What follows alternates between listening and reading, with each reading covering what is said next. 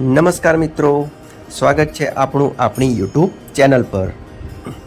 આજના વિડીયોમાં આપણે સૌરાષ્ટ્રની મધ્યમાં આવેલા સૌથી વિશાળ વિસ્તારમાં એવા 100 એકર જમીન પર ફેલાયેલા કાગવડમાં આવેલા માં ખોડિયાર માતાજીના મંદિર દર્શન કરીશું। માતાજીનું નામ ખોડિયાર કેમ પડ્યું અને તેમનું વાહન મગર જ કેમ છે અને માતાજીના ઇતિહાસ વિશે જણાવીશું। ખોડલ માતાનું સાચું નામ દેવી જાનબાઈ હતું, જે પાછળથી ખોડલ માતા તરીકે પ્રસિદ્ધ થયા। ઇતિહાસ મુજબ વાત કરીએ તો ખોડિયાર માતાનો જન્મ 8મી સદીના મહાસુદ આઠમના દિવસે થયો હતો, જેથી જ આ દિવસે માં ખોડિયાર જયંતિ ઉજવવામાં આવે છે।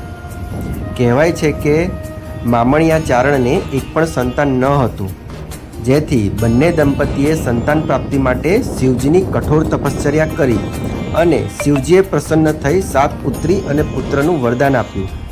શિવજીના વરદાનથી મહાસુદ આઠમના દિવસે 8 ખાલી પારણામાં 7 પુત્રી અને પુત્ર પ્રગટ થયા। પરંતુ એક દિવસ મામણિયા ચારણના દીકરા મેરખ્યાને એક ઝેરી સાપે ડંખ માર્યો। ઝેર ઉતારવા પાતાળ લોકના નાગરાજ પાસેથી અમૃતનો કુંભ સૂર્ય ઉગે એ પહેલાં લાવવામાં આવે તો જ મેરખ્યાનો જીવ બચી શકે।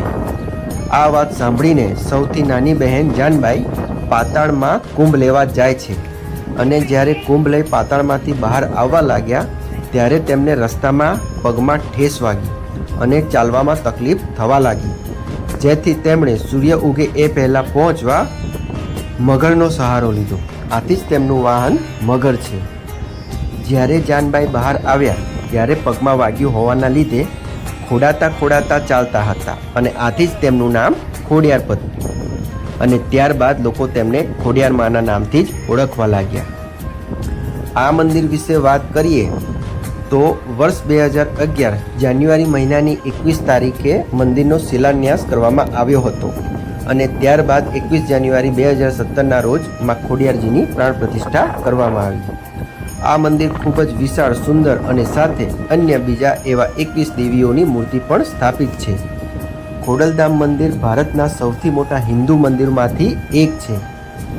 મંદિરના અંદરના પરિસરમાં ફોટોગ્રાફી કરવાની મનાઈ હોય, હું તમને અંદરનો વિડીયો નહીં બતાવી શકું, પરંતુ અન્ય માધ્યમ થકી હું આપને માતાજીના દર્શન જરૂર કરાવીશ।